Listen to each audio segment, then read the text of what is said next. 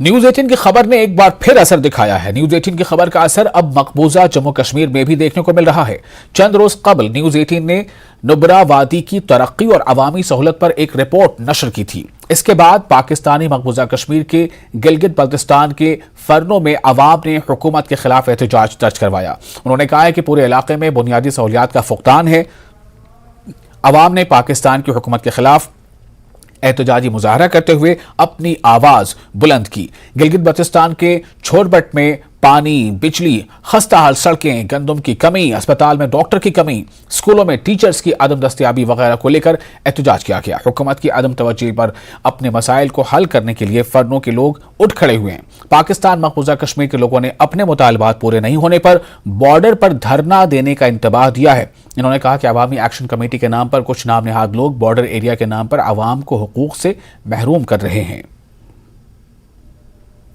हमारे जो main road के हालात, बिजली, गंदम और फंड के जो बेचारे गरीब के लिए अभी तक सिग्नल की सहूलत नहीं है। दुनिया देखो 4G से नेट स्टूडेंट्स जितने भी जो है वो फायदा उठा, बेचारे फंड में इंतहाई तालीमी फुकदान है। एजुकेशन के लिहाज से ये बेचारे गाँव बहुत पीछे है। इस बेचारे गांव के लिए हमने आर्मी के दरवाजे पे खटखटाए, सिविल के दरवाजे पे खटखटाए, SCO के दरवाजे पे खटखटाए, कोई सुनवाई नहीं। और मरकजी वजीर बराए बहबूदी खवातीन और अतफाल स्मृति ईरानी ने जम्मू कश्मीर के उधमपुर का दौरा किया। स्मृति ईरानी ने DC ऑफिस उधमपुर के कॉन्फ्रेंस हॉल में जिला इंतजामिया और PRIs के साथ मीटिंग के बाद मीडिया से बात करते हुए कहा कि हमारा बुनियादी मिशन आउटरीच प्रोग्राम है। इस सिलसिले में जमीनी सतह पर सरकारी स्कीमों के निफाज को चेक करना है। इस सिलसिले में वो तरक्याती कामों की सूरत हाल को जांचने के लिए PRIs और जिला इंतजामिया के साथ मीटिंग कर रही हैं।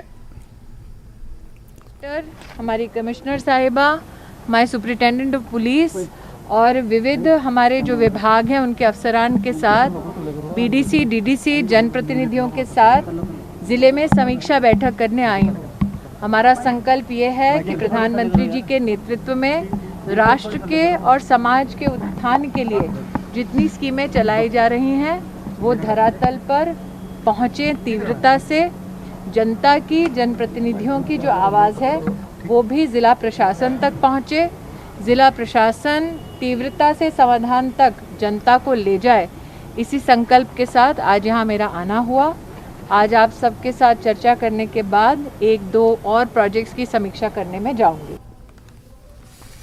गुजरात में ऑरेंज अलर्ट जारी होने और दर्जे हरारत 43 डिग्री सेल्सियस तक बढ़ने के बायस गुजरात से सयाहों की बड़ी तादाद कश्मीर में खुशगवार मौसम से लुत्फअंदोज होते हुए देखी जा सकती है।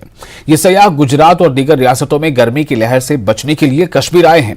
इनका कहना है कि कश्मीर का मौजूदा मौसम इनके लिए जन्नत से कम नहीं है। शाम के वक्त सयाहों की बड़ी तादाद डल झील के गिर्द घूमती है और ठंडे मौसम का लुत्फ उठाती है।